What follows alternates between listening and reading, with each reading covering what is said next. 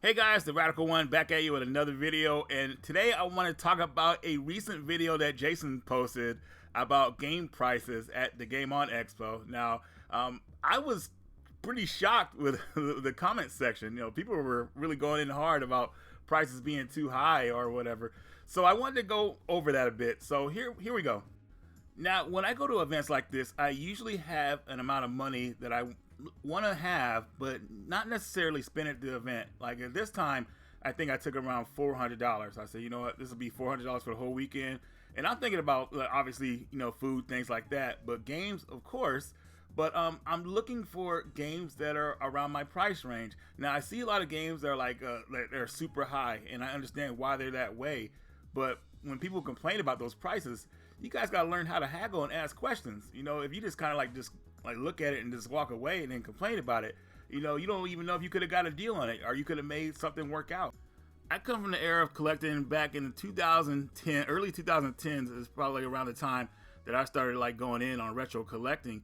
And around that time, it was still very good, you know, and I understand where people are coming from. When you come from that era of pricing, or even before that, which was even more insane, you know, it's tough to see how prices are now, but this is what stuff is going for now. And if you want certain things, you got to be able to have haggling skills. Now, when I say haggling, I'm not telling you guys like to rip the person off that you're trying to buy from. No, not at all. You just want to kind of like see if they're firm on the price of certain things, or if you go work out some kind of trade. You know, when it comes to trading to vendors, you know, I try to see what their interests are. You know, are they collectors themselves, you know, gamers, things like that. You know, and then after we talk a little bit, you know, I say, hey, would you be interested in something like this? And usually what I try to do is I offer them something they can move faster than the item I'm looking at. So an example of this is that I was looking for, they had Siberia The World Before Collector's Edition. That's something I've been wanting for a while. It was going for $200. I didn't want to pay that.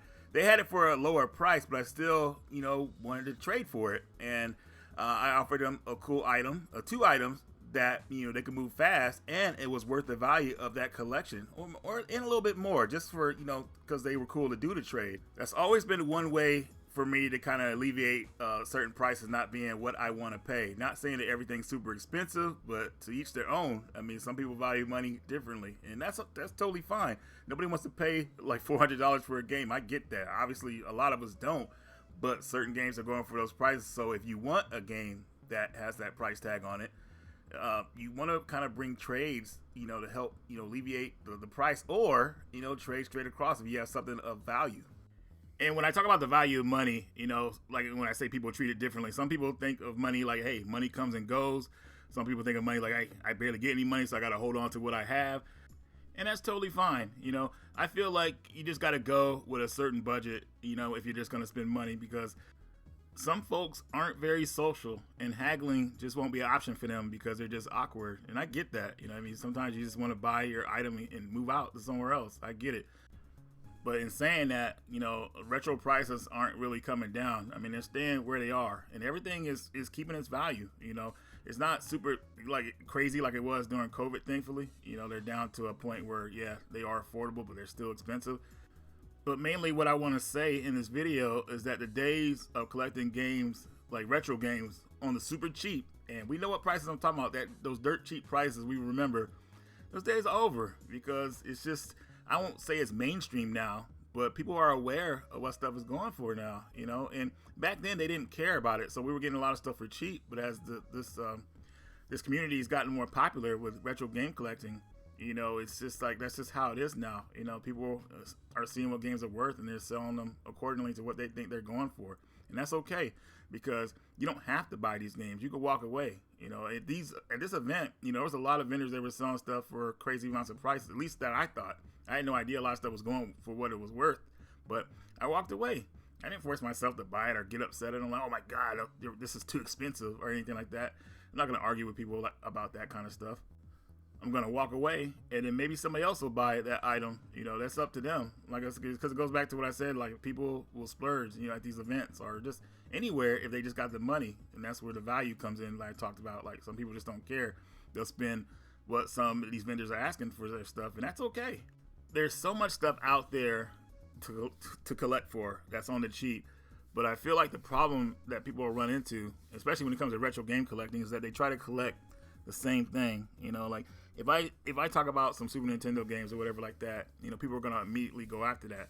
And you know, you'll get some people that really desire it, or you'll get the people that just kind of want to flex it. And you know, we've talked about that on my channel before, like collecting video games for flex. You know, it's a real thing that I've seen. And if you don't know what that means, I mean, showing games for flex is kind of like just the people who want to just fit in and be a part of the hobby, not really being like, I don't know, like really into the hobby, but they want to be a part of it because they feel like it's something big, so they'll show something off for a little bit of flex. But anyways, I generally made this video to give you guys tips on like how to collect retro games for, you know, different ideas of how to collect retro games if you're not trying to like spend a certain amount of money on them. You know, there's ways to get around paying expensive prices, especially like dealing with trades. But another thing too is that you just might, and me and Jason say this all the time, you might not want to collect retro stuff. You know, like, and I hate, it's weird to say the PS3 era is retro now. It's been 20 years since, well, almost 20 years since the PS5, 3 has come out.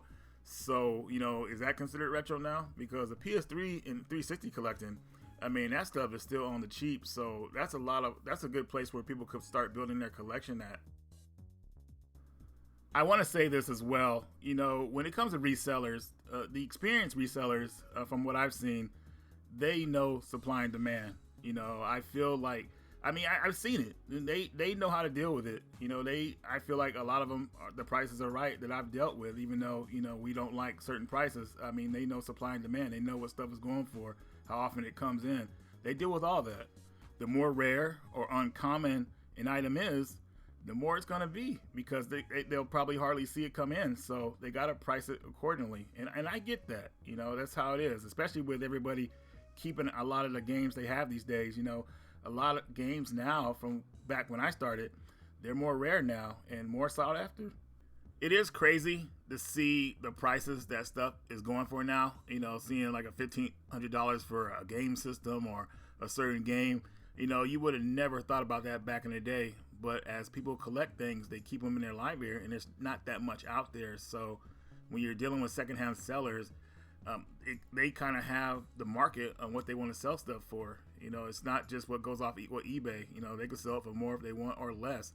But a reason why a lot of people won't sell for less because another reseller will just buy it from it and resell it themselves. So I would think the consumer is not getting the game because it's just going on the market to be sold for more. So that's why a lot of resellers don't sell at cheaper prices too, I would think.